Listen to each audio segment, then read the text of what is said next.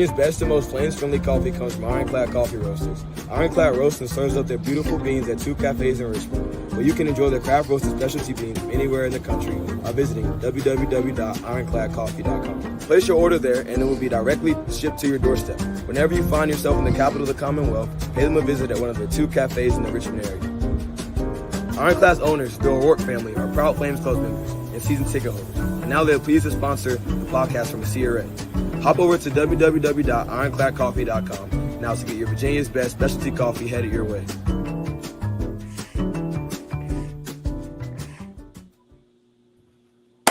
What's going on, Flame fans?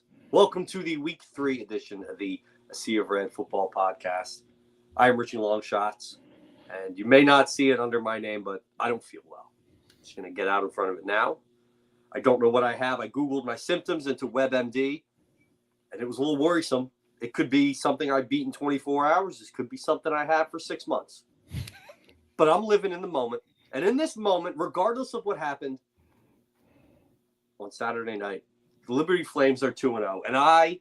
And we get a chance to talk about that with the man, the myth, the legend. He was there live at the game. He is the founder, the owner of the Sea of Red, John Manson. John, how are we living this Tuesday night?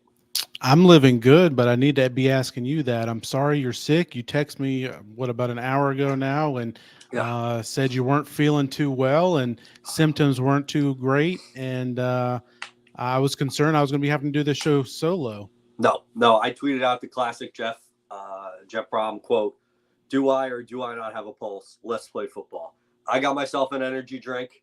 I got myself an emergency. We're going to be just fine. Speaking of things that are just fine, let's talk about our Liberty Flames. Hey, we're 2-0. 2-0?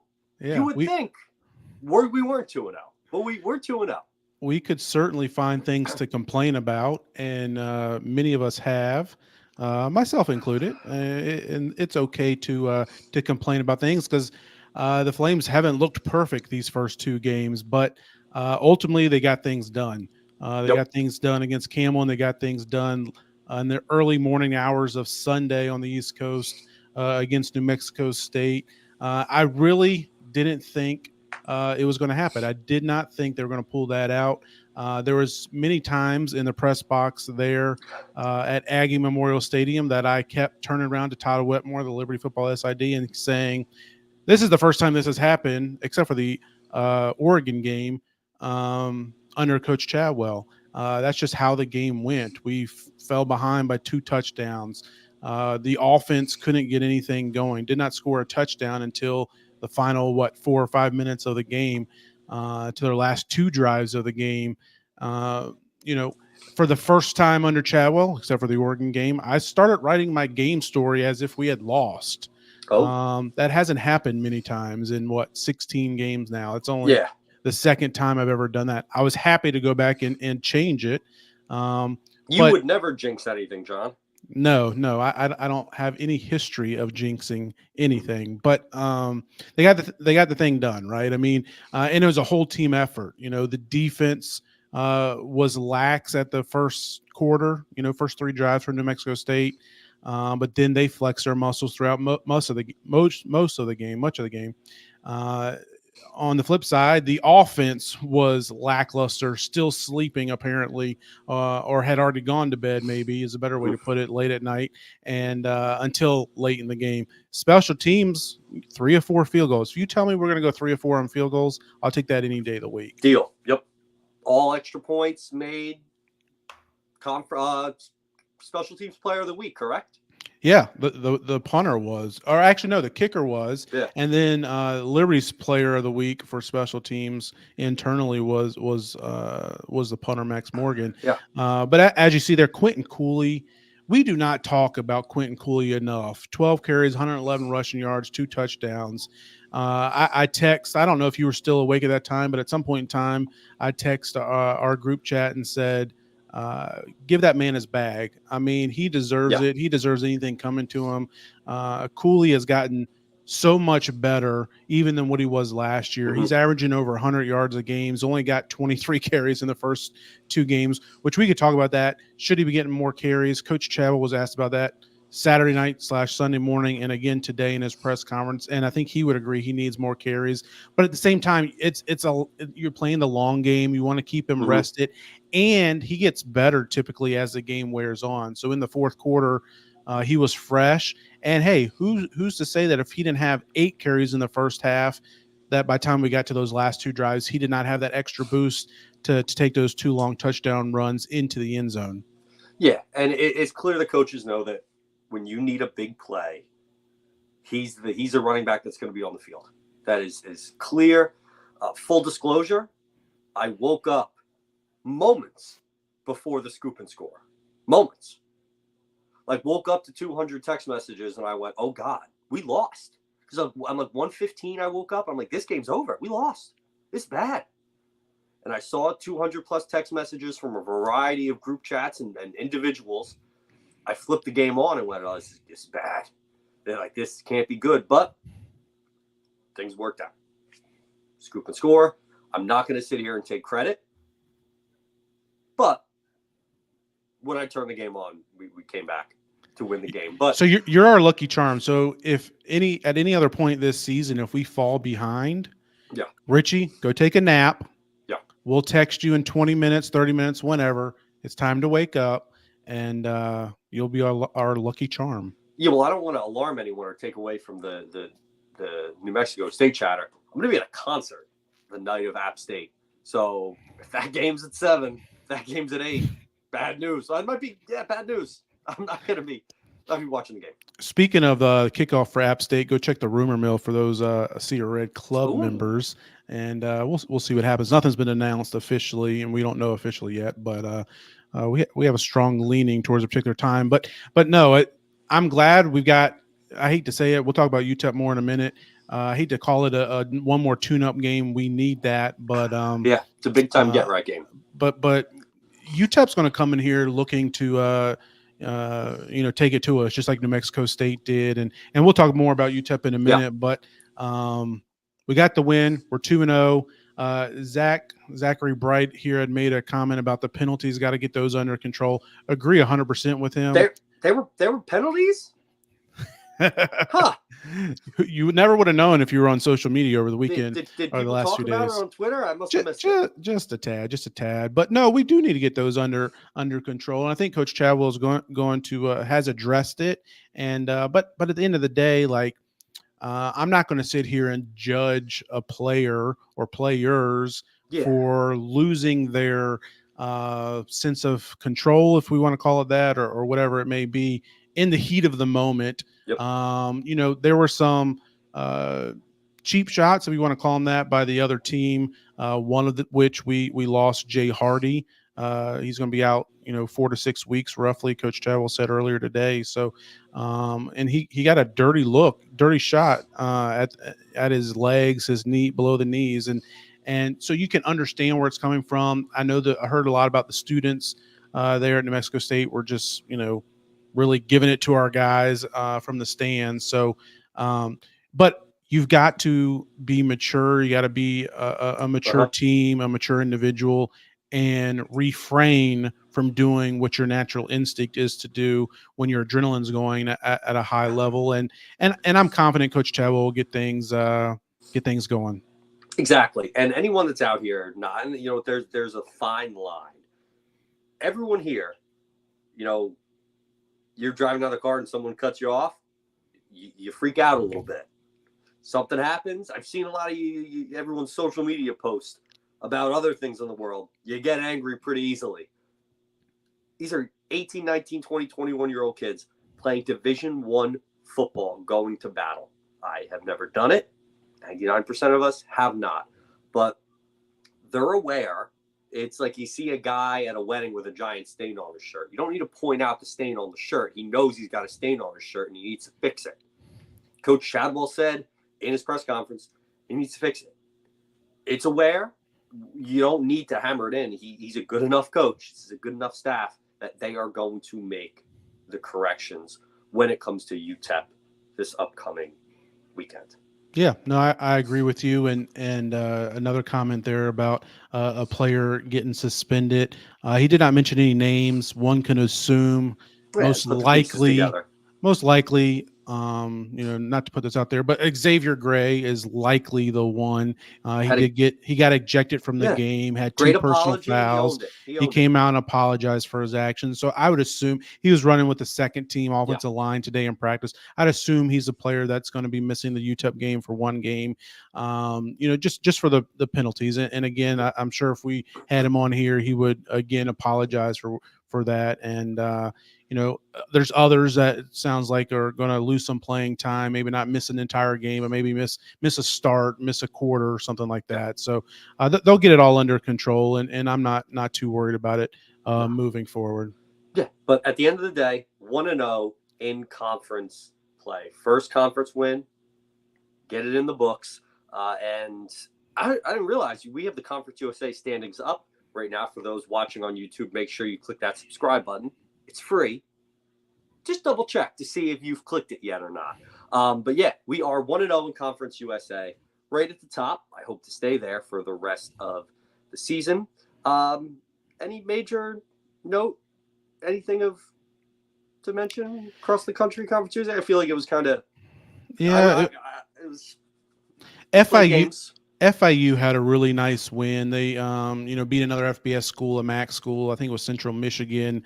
Sure. I think they put up 50 points maybe. Oh, 50 burger. Yeah, and they won by 4+ scores. So wow. So that's good. Anytime a team like FIU, who's expected to kind of be towards the bottom of the standings, gets an FBS win like that, that's always good. That's that Dale Field advantage right there. Oh yeah, that was our first game at in Pitbull Stadium. So the renamed Pitbull Stadium. So good for them. One other conference game, it was just Liberty and New Mexico State was the only conference game. So UTEP, we'll talk about more a little bit later, but I did some homework on UTEP this week too. Yeah, they lost in overtime at home, just less than an hour from where the Flames were Saturday night in the Sun Bowl and their home stadium, and lost to a Southern Utah FCS team in overtime, missed a field goal. They actually missed 2 field goals. One got called back, was a penalty on the defense,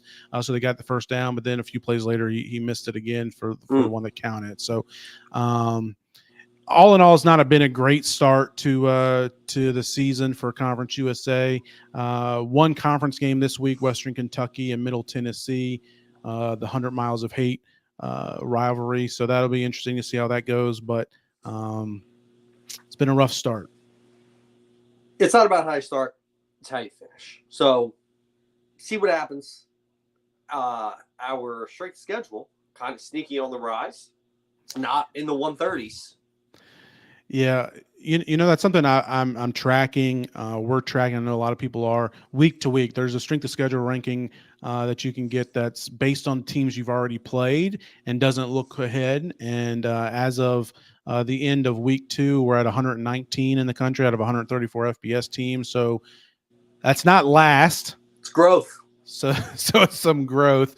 But I mentioned this to you earlier, Richie, offline, is hopefully we're not in the 130s when we get to the end of the season. That would be good. And then, a lot of that has to do with, Sam Houston got a nice win and they got bumped up in those power rankings. And then also, if you can get teams like East Carolina is currently 2-0. If you can get them, they play App State this week, so that won't affect it much. But if those two teams can continue to rise up the national rankings, that'll be really good for our strength of schedule rankings. Exactly. I always say one of the best parts of being in a conference is now we get to root for our conference foes to do well out of conference, which is a nice wrinkle as opposed to when we were independent a few years ago. Yeah, no doubt. So I like the comment here from our buddy Did Liberty Win. If only Nick Kirby could create a KenPom system for college football. For those of you who don't know Nick Kirby, he's one of our co-hosts for the men's basketball podcast, and he's a big proponent of KenPom. Yep. And I would agree it would be nice to have something similar to that. I'll jump in the Excel lab and I'll whip up some numbers. But speaking of numbers, we have some exciting stuff going on with Flames Rising. For those who are at the home opener, we're doing a great raffle where you get the opportunity. It's $10 a raffle ticket. We have an autographed Richie McKay basketball, one of the official game balls from the 2019 win against Mississippi State, and a football autographed by Coach Shadwell, a red and blue Yeti cooler, a whole bunch of prizes.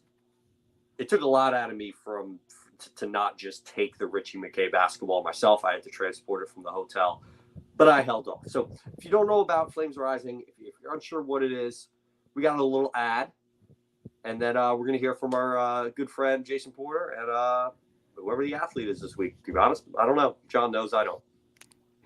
Hey, Flames Nation, this is Kyle Rode. This is Rachel Root. This is Caden Salter. We would just want to say thank you for supporting athletes like us through the Flames Rising Collective. The Flames Rising Collective is a registered 501c3, providing opportunities for student athletes to use their name, image, and likeness while serving our local community. 100% of everything contributed to the collective will go directly to creating name, image, and likeness opportunities for Liberty student athletes. Help us be champions for Christ and champions on the field. Flames. Jason, how you doing? I saw you just a couple hours ago, or maybe less than that. Yeah, it does seem like we just crossed paths momentarily a little bit ago. You're right. How are you, John?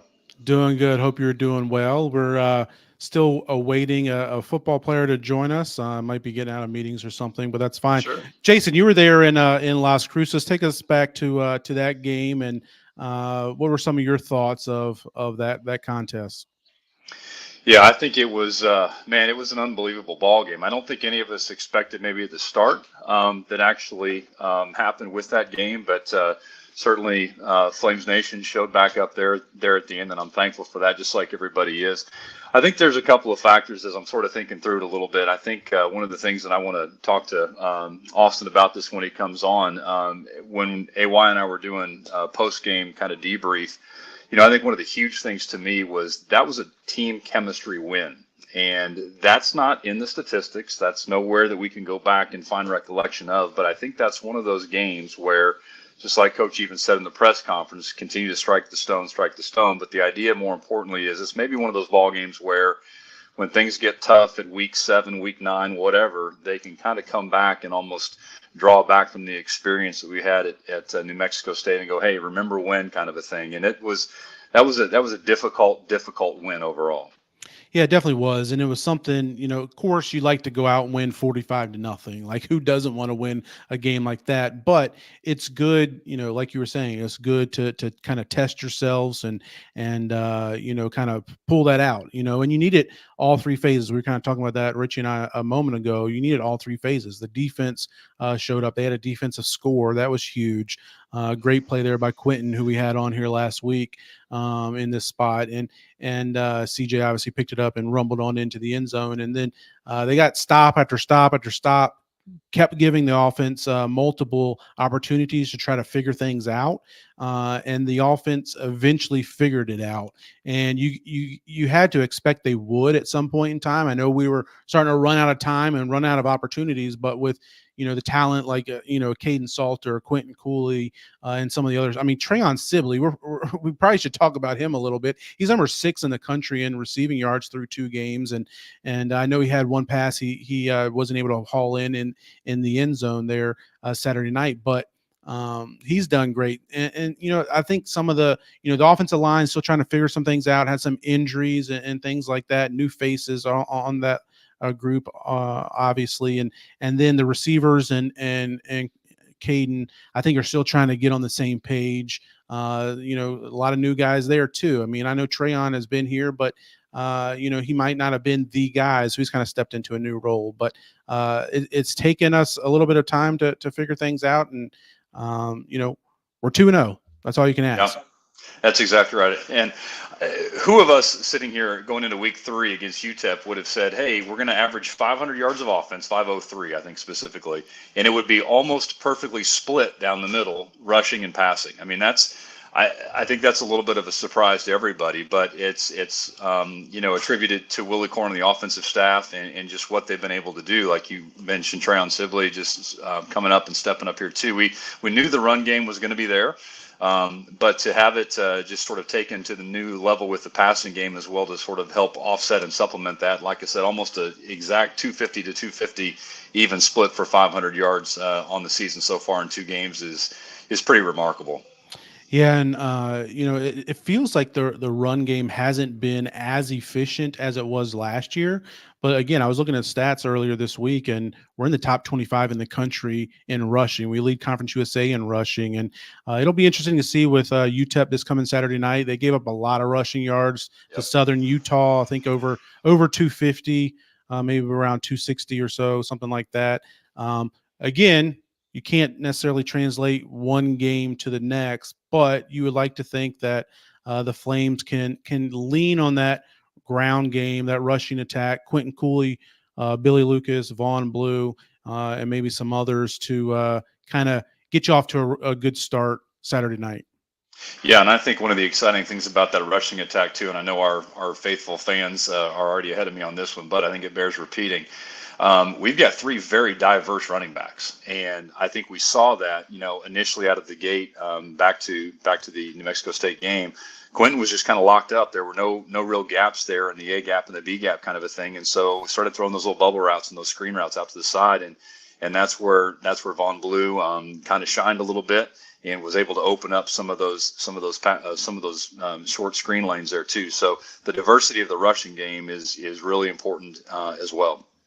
Yeah, I'm looking forward to seeing, the playbook getting opened up a little bit more as we continue to get deeper and deeper into the season. And like I said, it's good to be 2-0.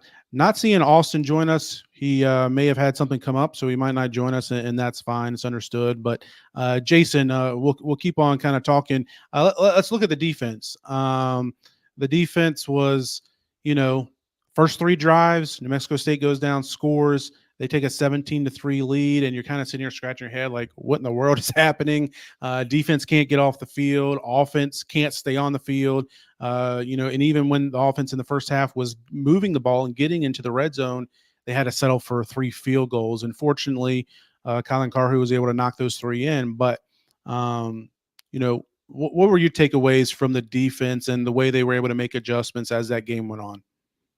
Well, I think it partially goes back to the chemistry issue I was mentioning a second ago, but that's what championship football teams do. It's not every night that you're going to have all 3 parts of your game: special teams, offense, defense. Kind of like my golf game, my driver and my mid-range shots and my putter. They're never all 3 on the same level at the same time. But obviously, the offense was struggling a little bit out of the gate.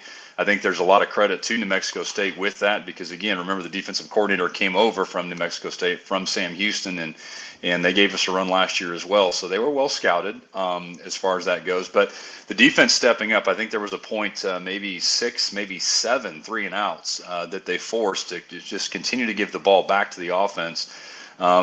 Just that bend, don't break kind of mentality for the defense. And then certainly Quinton's sack and the scoop and score was that landmark turning tide of the ball game, no question. But that's what you want to see. You want to see either side of the ball, so to speak, step up when they're both clicking in unison. It's a lot of fun and doesn't tend to be as much work. But the defense really came to the rescue and changed the tide for the ball game. Yeah, and again, hopefully the defense can kind of start the game out that way rather than having to wait to get into it and get into the feel of the game. But that's part of it too. I mean, the guys on the other side of the ball are Division I athletes too, and they got good coaches over there too. So, but hopefully they can start off strong. Looking ahead, Saturday night, early homecoming, but early into the season, but. UTEP 0-2. They lost to Nebraska. I think you can just kind of throw that one out the window.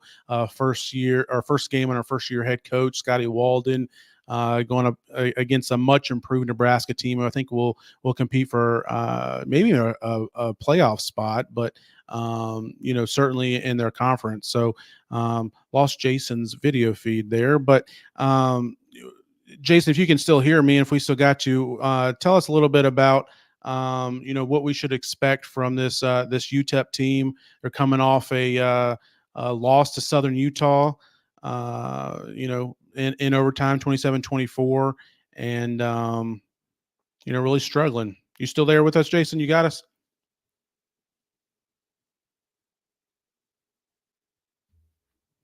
Well, we may have lost Jason momentarily as well. See him still in the studio, so might get him back in here in a moment. But until he's able to come on, I'll kind of answer my own question. It was a little disappointing for UTEP. They had over 40,000 fans there for their home opener.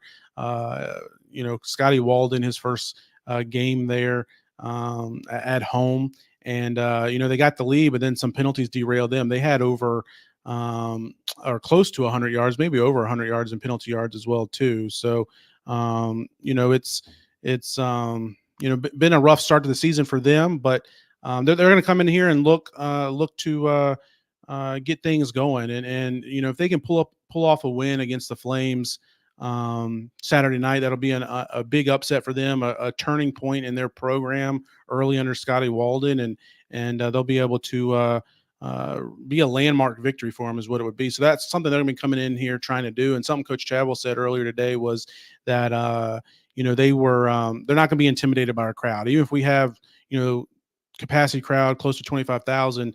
They played at Nebraska, 80,000-90,000 there. They had over 40,000 at home in their home opener earlier this past week. So they're not going to be intimidated by the crowd, but we're going to talk more about UTEP here in a moment. But first, let's get this update from our guy Zeke as we get caught up on all things happening around Liberty Athletics. What's up, guys? This is Zach, and welcome to the Week 3 edition of the Liberty Flames Sports Recap. Let's kick things off with women's soccer, who last Thursday defeated Virginia Tech 2-1 in Blacksburg.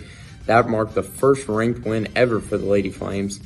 Volleyball followed that up with a 3-0 win versus Navy. Into Friday, men's soccer defeated USC Upstate 5-2, while volleyball did lose to Cornell to end the day. On Saturday, the Flames, with an incredible comeback on the road in Las Cruces, defeating the New Mexico State Aggies 30-24 to kick off Conference USA play 1-0 for Liberty football. Women's volleyball defeated UC San Diego 3-2 as well. On Sunday, to conclude things, women's soccer tied West Virginia 1-1. That is the first non-win of the year for the Lady Flames, but they do remain undefeated, while field hockey lost 2-1 to number 3 UVA. Now looking ahead to see what's up next on the docket for the Flames. Women's volleyball starts us off on Wednesday as they take on the NC State Wolfpack in Raleigh at 4 o'clock p.m. Eastern. Women's soccer follows that up on Thursday, taking on in-state foe George Mason at 7 on Thursday. On Friday, women's volleyball takes on Eastern Tennessee State at 1. Field hockey faces William & Mary at 3. Tennis competes in the Elon Hidden Duels Friday and Saturday. Women's volleyball will conclude Friday night with a game against UVA at 7 p.m. in Liberty Arena. Saturday, homecoming for the Flames. Liberty football takes on UTEP at 6. Men's soccer travels up to Harrisonburg to take on the JMU Dukes at 7. And on Sunday, women's soccer takes on UNC Greensboro at 1. Field hockey also has a game at 1, facing the 4th-ranked Duke Blue Devils at home. And women's volleyball will conclude the week with a game against West Virginia at 1 o'clock as well in Liberty Arena to conclude the Liberty Tournament. That's all for this week's edition of the Liberty Flames Sports Recap. I'm Zach McLaren, and go Flames!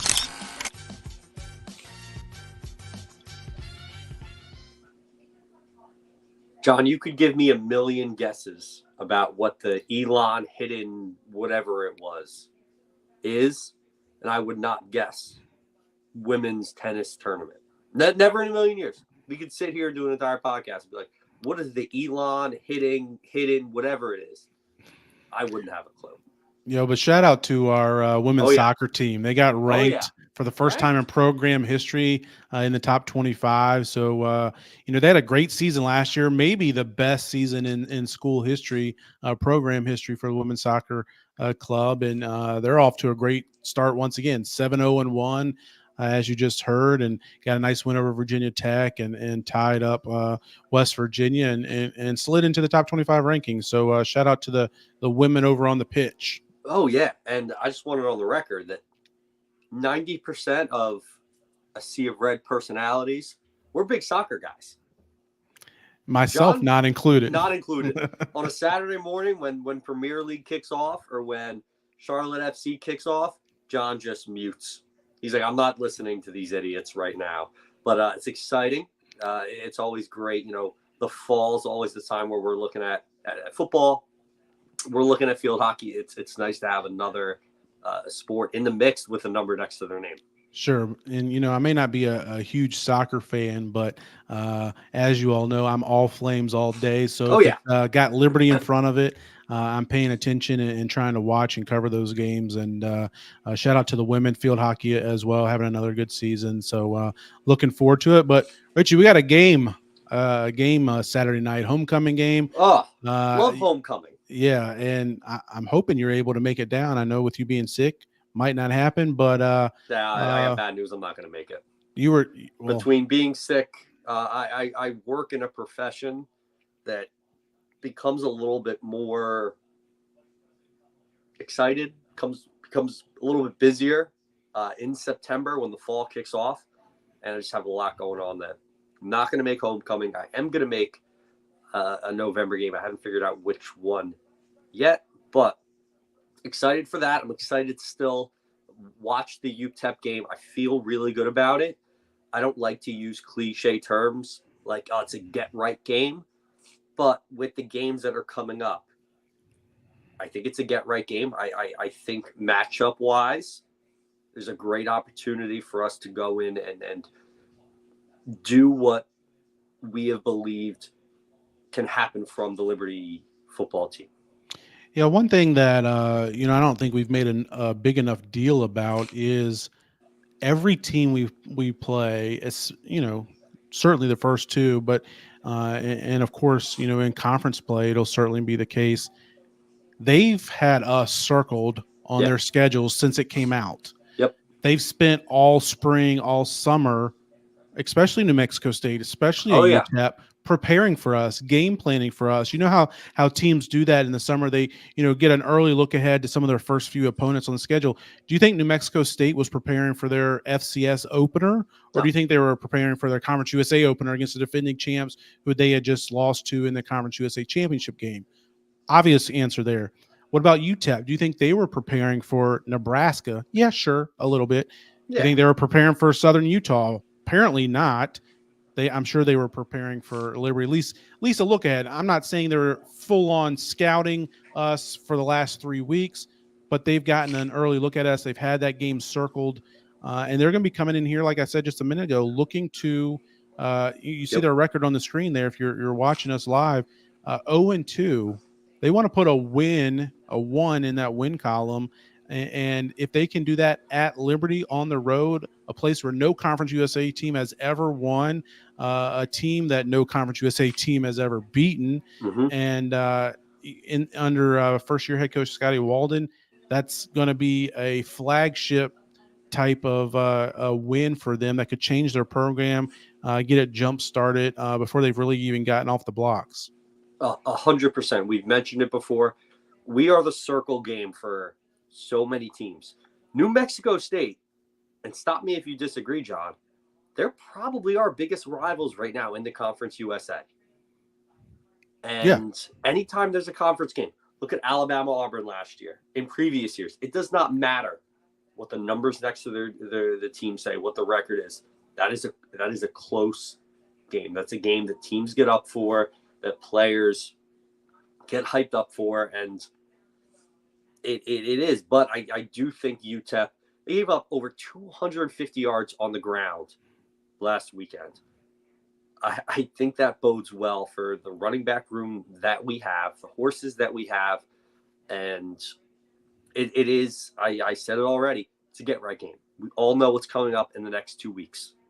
We know we have ECU at home, App State coming up right after. I would be, I don't want to use the term worried, but I would love to see just run that ball 35-3, 42-7, run the ball. Again, people might hate me for this. It's not the end of the world if Quinton Cooley has 12 carries and we win the game. That's a great thing. That's a great thing if he has 12 carries and we win the game. One, I might play a little bit of devil's advocate. It might be good to have those 12 carries in the first 3 quarters rather than in the fourth quarter.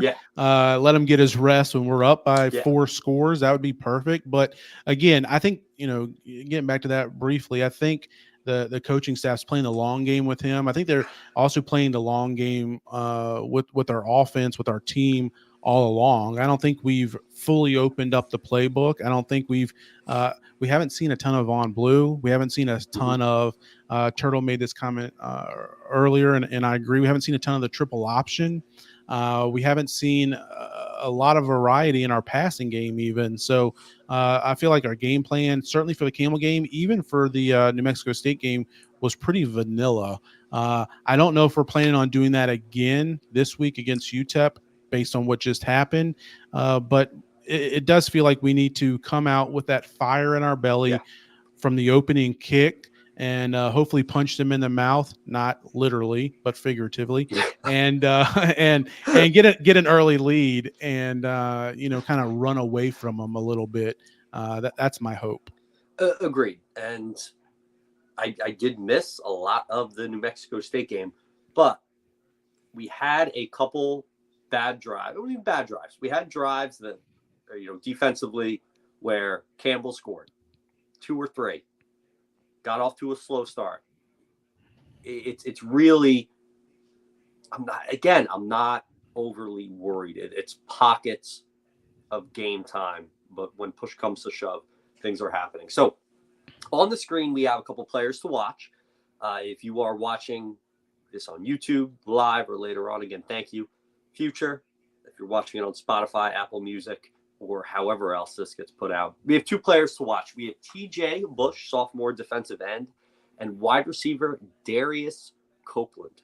There are players to watch. John, give us a little insight. Why these 2? So TJ had a terrific game. I tweeted about it over the weekend. He had a terrific game Saturday night, 8 tackles, 2 sacks. He's leading the team after 2 games in pretty much every defensive category: tackles for loss, sacks, PBUs.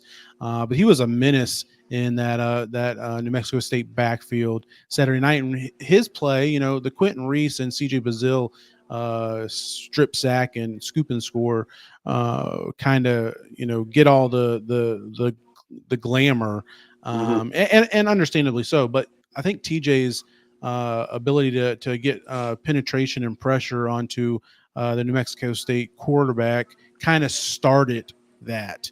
We made them one-dimensional. We were able to stop their run, thanks in large part to the front 7, TJ Bush included. And, if we were getting them in a 3rd and long, they were not converting because we knew it was coming. They don't have a great passing attack, and we were able to just pin back our ears and go after them. And credit to TJ Bush being able to do that. He's going to be needed again this week as he's becoming one of the best players on this defense. And Darius Copeland, we heard about him throughout camp. He was a camp superstar. He's gotten involved a little bit. The first 2 games, got 5 catches so far, but I'd like to see him get a little bit more work in the slot, maybe even out of the backfield.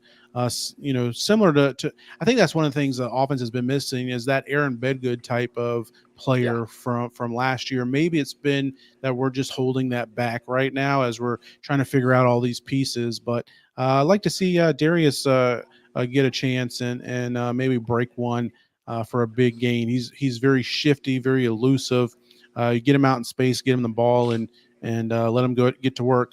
Not saying he's a DeMario Douglas yet. He's certainly not, but he's a similar type player. You just want to get the ball into his hands and let him make some plays. Totally agree. I was impressed. I did go back and watch some of the highlights. Reese Smith on the field, healthy, had some big catches, but still waiting to see that passing attack come alive. And if we're kind of holding out to open up the playbook against ECU and App State, so be it. Because if we go into Boone and we beat App State, there ain't a soul that's going to be on Twitter complaining about anything else. So if we're still in that wait and see cautious mode, fine. Sure. Fine. But I think it'll open up a little bit. No, you're exactly right. And right now, it's easy to pick apart these two games so far, and understandably so. And I think it's because of those two games that are right around the corner. And we know that if we play the way we did the last two games, either one of those could be and will be a loss. So let's hope that's not the case.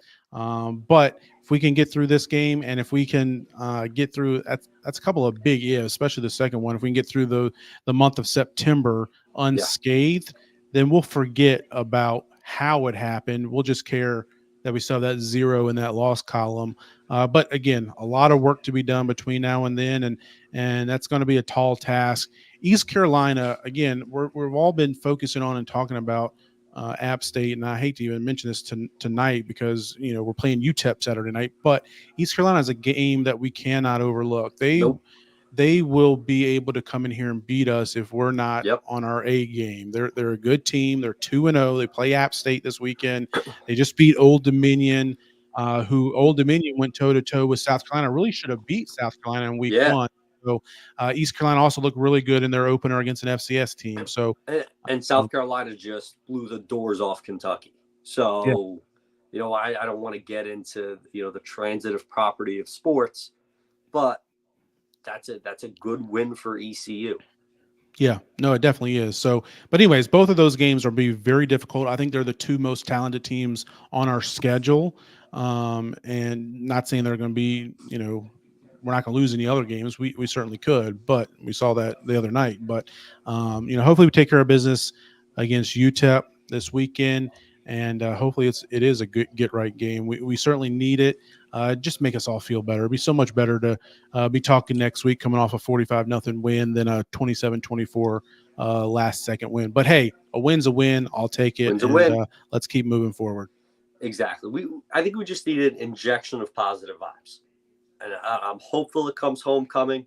I think Liberty has had some success homecoming the last few years. I know the first time I was ever invited to be on this podcast was to record a little ditty for homecoming 2021, maybe. I actually predicted the final score exactly. So a little premonition, but we'll get into that a bit later. But we have 3 Saturday games, John, until we open up a little Conference USA weekday craziness, which to me is the perfect time. So tuck behind the curtain, a look into the life of Richie Longshots.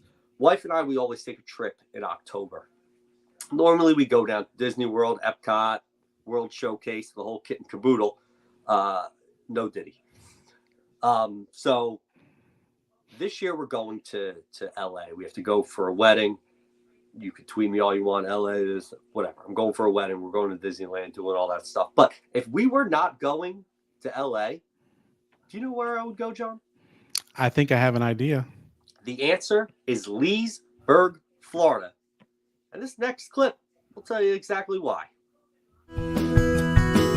It's real Florida. It's old Florida, and it's close to all of the Central Florida attractions. Crystal clear natural springs in one of the largest chain of lakes. The beautiful lakefront city of Leesburg offers the best in outdoor adventures, fishing, and quaint shops and restaurants on historic downtown Main Street. Come visit and see how welcoming a hometown city feels. Experience Leesburg, the way Florida is meant to be.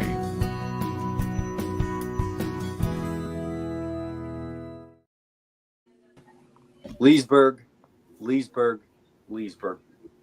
Nothing more than needs to be said. I am joined by the man, CT, Christian Taylor. Christian, how are we doing tonight?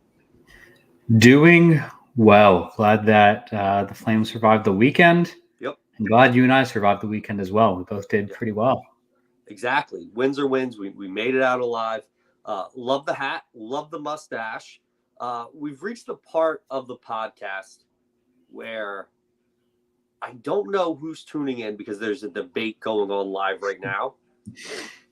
I'm sure we have a lot of listeners who are undecided in this upcoming election. So anyone that's still watching or listening, we're going to talk a little bit about college football nationally. We're going to talk about what's going on. We're going to talk about a couple ways where you can maybe make a couple dollars along the way. And we did this past weekend. albeit I gave it all back Sunday for week 1 of NFL. But we got another slate of college football coming up this weekend, CT. We I do. don't remember what games I gave you. I'm on death's doorstep. I need some more emergency. Yeah, What do we got? please drink that emergency up and I'll get us started.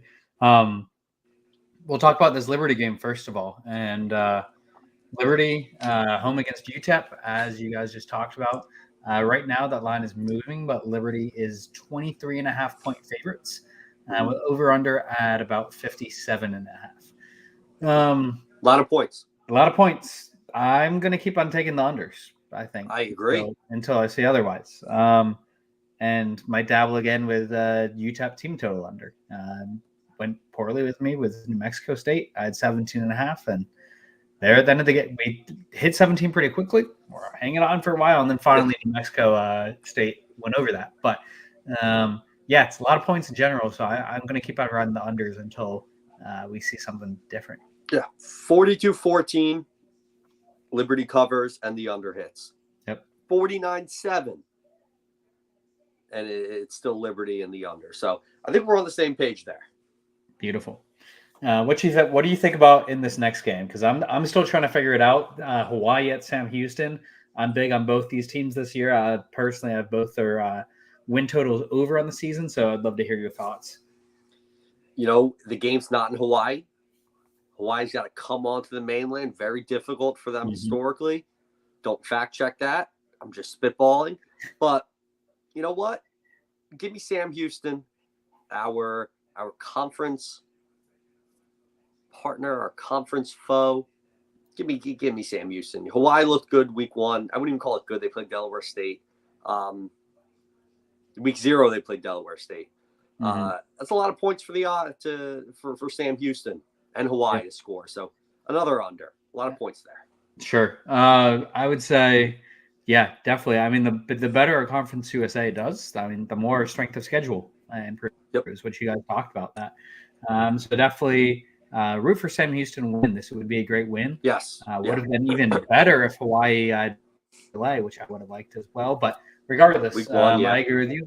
Let's root for Sam Houston. And honestly, I think both these offenses could show up. I feel like Sam Houston's defense has actually regressed a little bit, especially now that they lost their defensive coordinator. And Hawaii, they have that veer and shoot offense. Timmy Shang, the head coach, they look pretty solid. I think they're going to continue to improve, especially now that they don't have to deal with some of the coastal conditions that they normally have to deal with that has impacted them in some of their games, like Delaware State. Hawaii struggled to score points because there was a tropical storm off the coast of Hawaii. So, give me the over in this one. I know we might disagree there, but let's root for both teams to have fun. You know, we're just out here to have fun, to wager responsibly, and have fun. 100 miles of hate, right? That's what they call this. That's what John said. Yeah.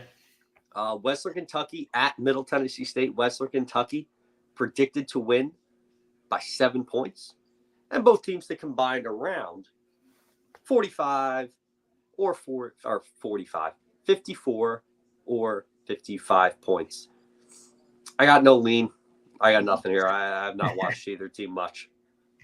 Yeah, I struggle to have much either. What I'll say is this: it's tough to know a ton about either team yet because they both beat one FCS opponent, and they both got absolutely slaughtered by an SEC opponent.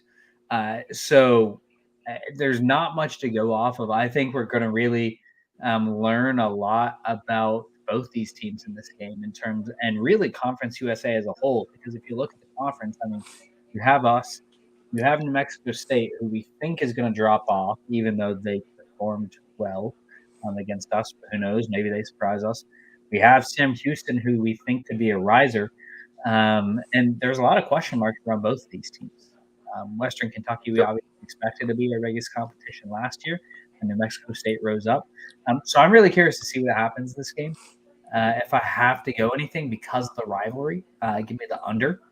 Give it to me as just a battle where 27-20, somewhere in there, somebody comes through. So I will take the under if I had to play something. But yeah, I struggle to have a read, but I'm curious to see what's going to happen in this game. Yeah, just straight looking at it, give me the home dog. Middle Tennessee State you already mentioned it. Kind of New Mexico came out of nowhere last year to be that number 2 team in the conference. I think this is a game where whoever wins is going to ride that momentum into October. I don't know who they play in the next 2 weeks, but I think whoever wins this game, they're going to start off conference play 1-0, and they're going to have that momentum moving into October. Moving on to more national games and everything else, we'll start off with favorites. And I'll jump in with this week going LSU -7 at South Carolina. College game day is going to be there. Oh, yeah. South Carolina just had that first time back in Columbia. Yes, first time in like over 10 years, I think I saw, or something like that. So it's going to be a really big deal. That crowd is going to be amped up. Sandstorm is going to be crazy pregame and everything else. And at South Carolina, they just had that big win over Kentucky where they dominated them after barely beating Old Dominion. I think it's something that, South Carolina is going to come back down to earth here. And I think it's something that LSU is going to come in, and lots of people are going to be big on South Carolina. They're going to be hype on the college game day narrative, everything else. And LSU is going to just come in and absolutely roll them. I think there is a difference in talent level. And while South Carolina caught Kentucky sleeping, who's kind of bad, Kentucky's not very good. Yeah, I don't think that's going to happen again. So give me LSU at any number, to be honest. But for the number that's given, give me LSU -7. Yeah, and you got to think, with college game day coming to town, you alluded to it. Those players are going to be doing interviews. All the eyes are on them. Totally different ball game. And we saw the JMU last year. So yeah, Ole Miss -23.5. Lane's feeling himself. Tweeted a fine bomb, talking a little smack. Wake Forest. It's not a tough place to play by any means. Great stadium, great people. Deeks by a million, nice people. Loved it. It's just no. There's certainly not going to be any Ole Miss Richie long shots in the crowd at Wake Forest. No, I'm sure Ole Miss doesn't have anyone like me. Upset alert. We're going to Texas, both of us, for this. I like North Texas against Texas Tech. Anytime you get that in-state rivalry, those North Texas players, the coaches are telling them they didn't recruit you, they didn't want you. Texas Tech has not done anything impressive this year. I was also head coach at North Texas in NCAA 25 for a little bit, so there you go. I'm a little impartial. I like that one. And they're both the same region of Texas. Obviously, Texas is a big place, but they're both northern Texas. So it's something NIU and Notre Dame are in the same general region as well. And so there was that same narrative last week. So I like that play. I think that's really interesting. I honestly think I'll be taking that, and you just convinced me there. I want to just brag on myself for a second. We hit Michigan State last week, plus 270. So hopefully somebody took that and has some change in their pocket now. But we're going to go a bit smaller this week. We're going to go Texas State money line plus 105 at home against Arizona State on Friday night. Texas State, they are continuing to improve. They're top of the Sun Belt. Very good team. They could even be competition for that group of 5 spot in the playoff. Or I shouldn't even say the group of 5, the fifth. We're not there yet. 5th conference champion for the playoff. So, so Texas State, very good. Arizona State, struggling team just in general. They have struggled for the past few years. Let's root for the G5 team in general. Yeah, root for the G5 It's good for the brand regardless. Have fun. Group of 5 guys might even be there. I'm not sure. I think I saw something about that, but regardless, I really like Texas State. I think they can come in here, get a win for themselves to just try to help bolster their resume.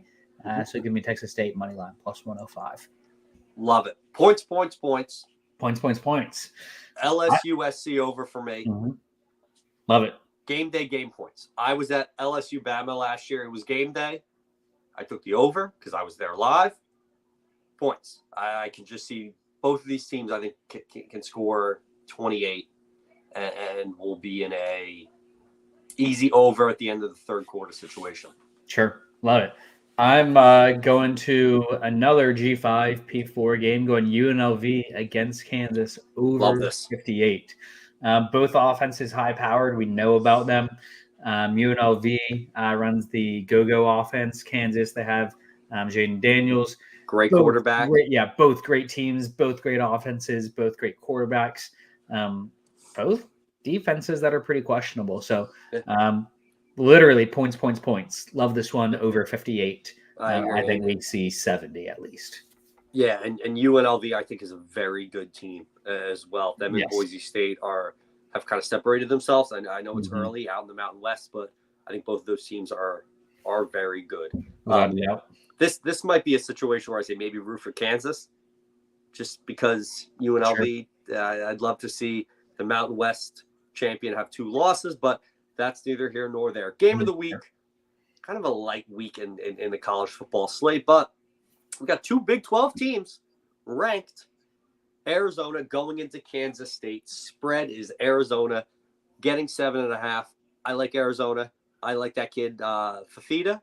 Noah Fafita. Yep, Noah Fafita. I think he's a good quarterback. He is.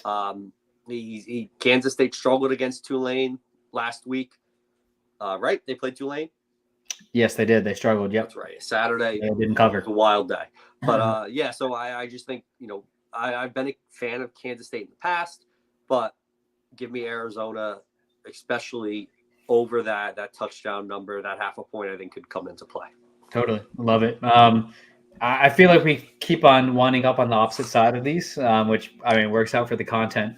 And so I think it's something that, Kansas State struggled last week with Tulane, but there was some weather issues in that game as well. Really took away from their offense. And Tulane just is a tough place to play, and they really haven't taken that much of a step back because they brought in a really good coach for Troy. So they really haven't taken much of a step back, even though they lost Willie Fritz. So I expected Kansas State to struggle, and they did. Arizona, on the other hand, they have Noah Fafita as the quarterback. He's a great quarterback, but Dino Babers is their offensive coordinator, and I'm just not sold on him whatsoever.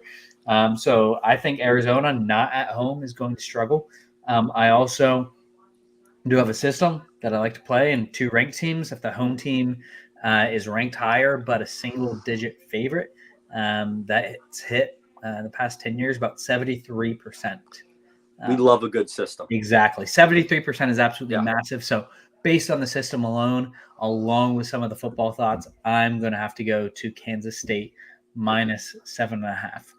Also love the fact that hook is there because they're trying to scare you away from Kansas State. So no, you're right. The people in Vegas are a lot smarter than us. So another great week. Any time there's college football on, it is a great week. And if you are someone that is interested in jumping into the world of FanDuel and DraftKings and everything like that, we got the people for you. Because, sometimes you feel like your betting luck is as up and down as Liberty Twitter on game day. And we saw that on Saturday night and Sunday morning. But Bettors coaching is here to change that. They specialize in transforming sports betting into a smarter, more profitable experience. With personalized coaching focused on small bankroll management, disciplined betting habits, and data-driven strategies, they tailor everything to fit your goals. It's like having Jamie Chadwell as your coach. Instead of your couch coach on Twitter spewing off hot takes. Head over to betterbetterscoaching.com and sign up for your complimentary call today. Bettors Coaching. With the right coaching, winning consistently isn't a gamble.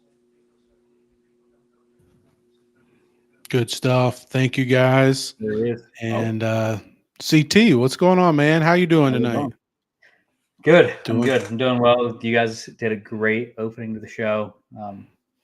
I love everything that you guys say always. So I like just when I'm there, when I'm in the lobby, just listening pregame, or not even pregame, just pre my segment. It's something that I'm like, I would have nothing to add if I was on there. So John, shout out to all you do. You kill it. Appreciate you, man. So I'd like to dive back into this Liberty UTEP briefly. Mr. Longshots, he's a little under the weather, so he's taking a quick break. But that's a lot of points for Liberty. What's the line right now? Is it 22.5, 23.5? It's right in there somewhere. Let's see what it is live. Of course, I made the graphic earlier, but let's have a quick spin and see what it is live really quickly. Sounds good. So last week, Liberty was it was around the same thing at New Mexico State, 22 to 24s going around in there. I did not like that. I told you early in the week, take New Mexico State if you're going to play that game, and that's what happened. And I was kind of feeling good about that play at halftime, not so good about the Flames. But this week, I'm a little torn. I could see, Richie and I were talking about it earlier, I could see Liberty really having a get-right game, scoring 40-plus points, and their defense coming out and playing really well and keeping them to 10 or less. But at the same time, I could also see us have a slow start again, a little slow out of gates. Maybe we don't quite get to 40 points. Maybe we're stuck in the 30s and they break a play or two like we've seen the first two games, and they get up close to 20, and then it's a 2-score game. What do you think? Sure. I mean, yeah, so looking now, lines are about the same, so 23.5 and 57.5. One slight difference, obviously, last week we were talking about New Mexico State. We weren't that big. Hello, Richie. Welcome back. We Good weren't to be back. that high in them. We had concerns. I still think those concerns were justified, even though the game didn't necessarily reflect that. But one thing I like to look at that I think can be indicators of how teams are, even though we don't have a Ken Palm or something like that, is power ratings that people make for to kind of see what they predict lines would be and stuff. And a couple of the power ratings that I like to look at have UTEP as 134 out of 134 teams in the country in D1. And New Mexico State is up closer to, I'm seeing about 120 to 122. And they have about 10 points difference in terms of line difference. So that being the case, I think that says something about the quality of opponent who we are facing. So while I'm curious to see what kind of performance our offense is able to put in, definitely hope for the best, but we never know again. So it's something that based off the spread and the total, I think my quick math is saying that the books are projecting a 40-17 game or so. That math is right. Yeah. So 40-17. So it's something, even if we're saying that UTEP could put a couple plays together and get close to 20, again, their team total, if it's sitting at 17.5, 16.5, that may be a look at an under, or maybe even a first half under on the game if you think both teams start off slow. Yeah, and I also think there's a chance that Liberty could have had a little bit of a wake-up call from what happened last week. They were slow starting out of the gate in all phases of the game and nearly bit them. Only had the last 4 or 5 minutes of the game kind of to turn that around. So I'm hoping that has woken them up and they're able to come out of the gates hot. That's something that Coach Chabot has been calling for. He called for it this past game. It didn't happen. He's calling for it again now. I'm sure he's probably got the players' attention a little bit better this week, I would imagine, as opposed to previously. But it's one of those things we'll just have to wait and see. I mean, I think hopefully we saw what it could be in the last 2 drives of the game there. And maybe that was the start of the wake-up call. We saw Salter look locked in. He looked sharp. The runs he is making, the throws he is making were absolutely on point. So hopefully that was the start of the wake-up, and hopefully this game is just a continuation of that. I hope so. I mean, we really had no business winning that game. We were 1 for 11 on third downs. We had no business winning that game, but we were able to pull it out. And sometimes you need games like that if you're going to have a special season. That's what happened last year. I mean, we can look at the Sam Houston game, the Middle Tennessee game. Neither one of those games were how we drew them up, but at the end of the day, a win's a win, and you keep on moving forward. Richie, how you feeling, man? You hanging in there? No, my left nostril is this may be clogged. Maybe TMI. No, my left nostril is as clogged as the traffic on the Wards Road entrance to Liberty before they put the tunnel in when the train was going. Nothing's coming in, nothing's going out. I'm basically Lazarus died and Jesus brought him back from the if I keep moving in this direction, I'm gonna be Lazarus. Thank you for New Testament survey, right? But hey, one last thought, and we can wrap this up for tonight. What do you guys think about the new uniforms on Saturday night made their debut? Richie? Can I say what I said privately? Sure. Why would we debut the light blue uniforms that universally everyone loved outside of the Liberty bubble against New Mexico State in a 10 o'clock game that was going head-to-head with Oregon Boise, which was maybe the game of the week? No one saw it except for social media. That's neither here nor there. I hope they don't become an everyday game. Would have been a great homecoming jersey type thing. I don't know. I don't make these decisions. Again, I'm sick. My mom is watching this, I think. My mom and my dad. Feel free to send any chicken noodle soup over to the Long Shot household. I will not turn it down, but I will go to work tomorrow. Richie, go ahead and just drop your address in the comments on YouTube, and anybody can go ahead and door dash. Yeah, that'll be good. I'm sure that the fans of Liberty Twitter would love nothing more than to know where I live. CT, what do you think? What did you think?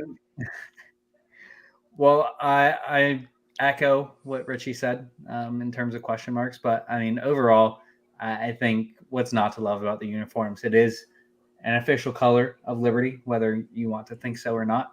It's in the branding guide. It's a secondary color, and it looks really good. It looks even better than I thought.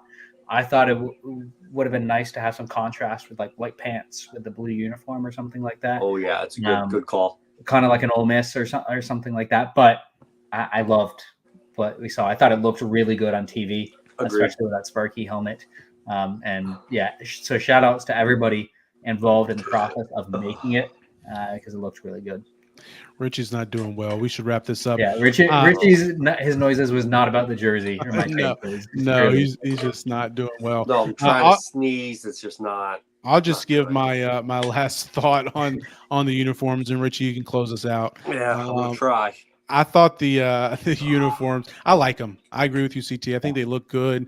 I would like to see them with a different color pants in the future, but you knew they were going to debut the whole thing. So those Sparky helmets, though, those are the best helmets we've ever had. I love those. In NCAA, I have a hard time not wearing those every single time. Every single game. Yeah. It looks good with everything. All red, all white, all navy, white pants. It doesn't matter. Put on that Sparky helmet. It looks great. I'll add one last thing really quickly before Richie jumps out, because there's one thing I've heard a couple of different times that I think it's worth mentioning really quickly in regards to these jerseys. We'll say it and leave it here, leave it on this podcast. But I've definitely heard a couple comments that, why are we just dressed like North Carolina and stuff like that? And we're going to get confused with North Carolina and stuff. One, in this day and age, no, we're not. Like, it's just everybody on social media and stuff, they're going to be aware, oh, that's Liberty. When that gets seen by people, it's, hey, this is Liberty's uniform. Take a look at it and stuff like that. And even if somebody was to get us confused with North Carolina, we're getting confused with one of the top institutions in the nation. Just leave it at that. And while morals and different things might not line exactly, whatever, maybe who cares? Like, we're athletics getting recognized, getting compared to and thought as oh, they're a really good school and stuff like that. So I don't think that's going to happen, but even if it was, what's to complain about? So love the jerseys, love what we have. As I've mentioned before, I grew up a UVA fan and was raised to loathe Carolina blue, but I've mentioned this to you guys before.